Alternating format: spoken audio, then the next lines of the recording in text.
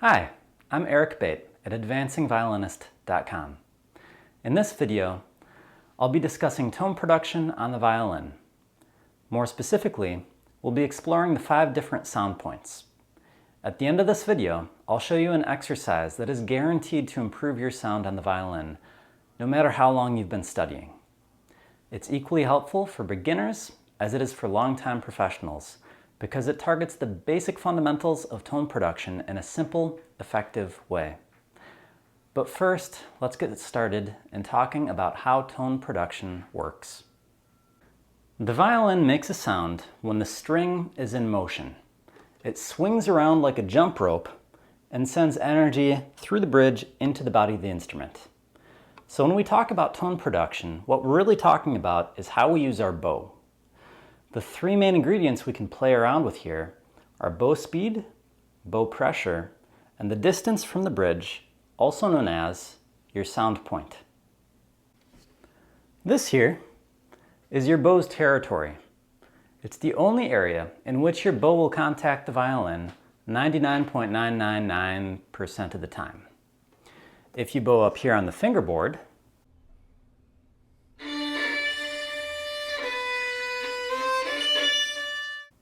you're out of bounds, and the referees might hit you with a red card and then remove you from play. So don't do it. This territory here can be divided up into 5 sound points. As you can see, sound point 1 is right by the bridge, sound point 5 is right by the fingerboard, and sound point 3 is halfway in between, right over the upper dots of the F-holes. Labeling them like this helps us measure where we are, instead of having it be a vague, somewhere over there. Let's get to know them a little better. Grab your violin and follow along with me. Take your finger or fingernail and press on the string at sound point 1. You'll notice that the string is very hard here since it's so close to the bridge. Even with a lot of pressure, the string will barely move. Do the same thing again at sound point 2. Now you see we have a little bit of give in the string. Sound point 3, it's a little bit more wiggly. Sound point 4, wigglier still. Now sound point 5. Here, the string is very bendy. Without much effort, you can even push the string all the way down to the fingerboard. There's 2 main things to remember here. 1, the string is harder near the bridge and softer near the fingerboard. And 2, the nearer you are to the fingerboard, the more alike the sound points are. This is because to go from sound point 1 to sound point 2 is a 100% change in distance from the bridge. You go from about 1 centimeter out to 2 centimeters out, doubling the distance. From sound point 4 to sound point 5 is only a 25% change. Now let's get to the sound point exercise. This exercise is a good addition to your warm-up routine. With just a few minutes a day, your sound quality can improve by leaps and bounds in just a matter of days. Play a note on each sound point, starting with sound point 5. Our goal in this exercise is to get the biggest tone possible, while still keeping it even with no bumps or swells.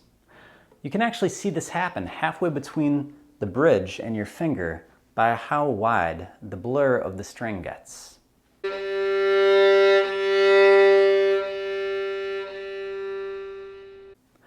So get it wide and get it even.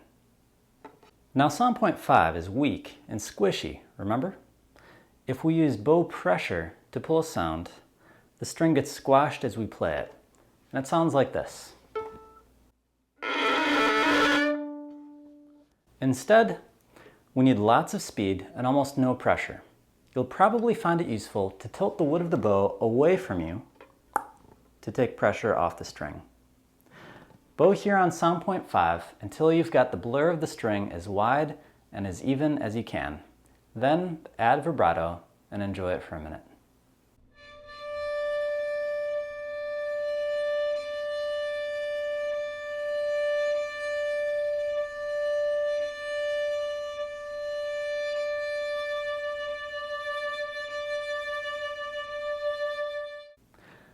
Sound point 4 will be almost identical to sound point 5, but here you can use a little bit more pressure.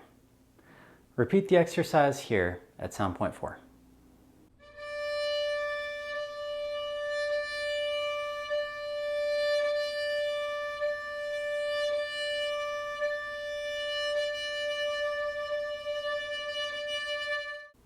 At sound point 3, you can start to dig in a bit with the bow.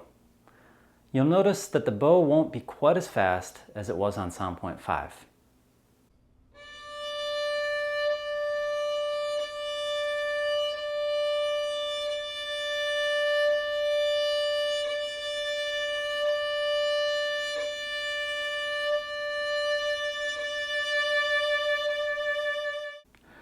Sound point 2 is where you'll get your biggest, loudest tone. Even more pressure and less speed.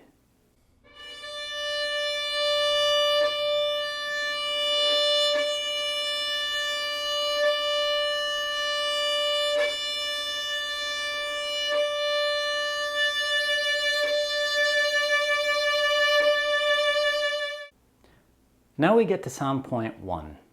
Sound point 1 is completely different from sound point 2. Remember how rigid and inflexible the string is here? It can withstand a lot of bow pressure.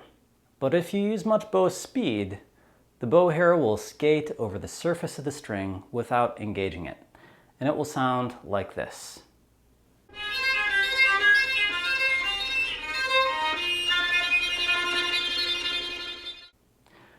This effect is known as sul ponticello, which means on the bridge. And it's used for effect if we're trying to sound spooky or discordant. But we don't want to sound like that unless we're intentionally going for it. So, for sound point 1, use a lot of pressure and way less speed than on sound point 2. Good luck.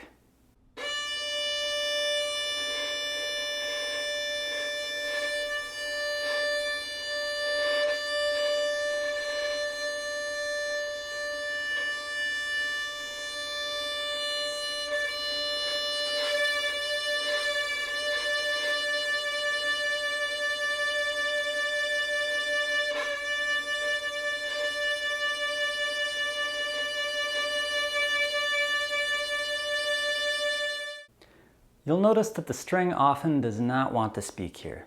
Instead, you'll get all these little crackles and hissing sounds. Just do your best. Using sound point 1 in performance is rare, but it's a useful place to go if you really need to save your bow. There's one last point I'd like to make.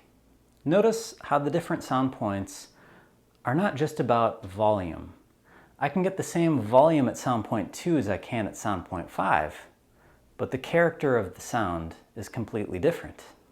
Sound point 5 gives me a more pale and breathy tone, and sound point 2 gives me a more focused tone. This gives us more shades of colors to work with. It increases the size of our color palette so that we have a wider range of expression on the violin. Watch as I play a simple phrase on 2 different sound points with the same volume.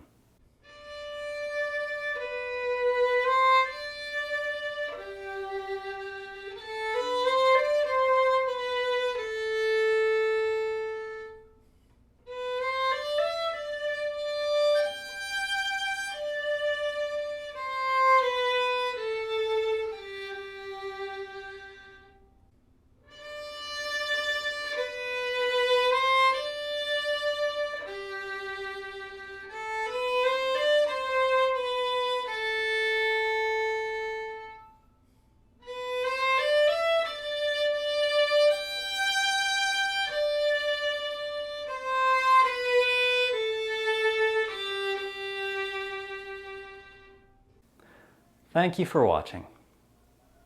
Please visit my blog at advancingviolinist.com. If you'd like to study with me through one-on-one live video lessons, please visit my teaching studio online at ericbate.com. Thanks.